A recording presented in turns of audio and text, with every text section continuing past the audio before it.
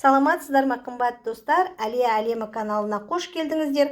Бүгін ақпан айының 17-сі, осыдан 3 күн бұрын 14 ақпанда бөлмеде өсетін қиярдың сортын, дәнін алып, мына ыдысқа отырғызған болатынмын. Міне 3 күннің ішінде бұлар дәндері түгелдей 10 дән ектім, барлығы бірдей түгел шықты, бой көтере бастады. Сонымен қоса эксперимент түрінде бір дәнді дымқыл ыдысқа бетін пленкамен жауып бөлек отырғызған едім. Фитолампаның астына тұрды. Бұл да бірден көтеріле бастады. Қазір мына ыдысқа отырғызамын. Бұл эксперимент бізге не үшін қажет болды?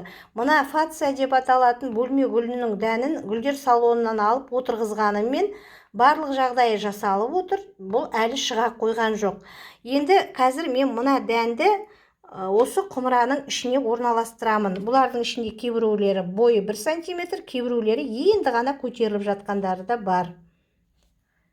Міне өзіміздің қиярымызды міне осы жерге отырғыздық.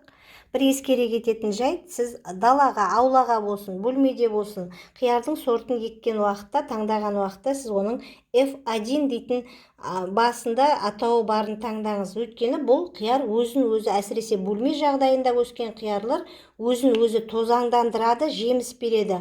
Ал өзін-өзі тозаңдандырмайтын болса, ол қанша гүлдегенмен ешқандай қияр жеміс бермейді. Осы жағын есте сақтаңыздар. Енді бұл қиярлардың өзі бой көтере келе, әрқайсысын жеке-жеке алып, алдыменен шағын ыдысқа отырғызамын.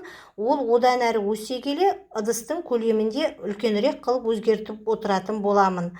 Үй жағдайында да, қиярды да, қызанақты да, басқа да жемістің кейбір түрлерін мен құлпынайды да отырғызып көрдім. Тәжірибемде бар, өсе алады. Өсіруге кеңес беремін. Сіздерге сөз жоқ қуаныш сыйлайды. Әлия әлемі каналында бұдан да өзге кеңестерді көре аласыздар. Ұнаса лүпіл басыңыздар, пікір алысайық, тәжірибе алмасайық, сау саламатта болыңыздар.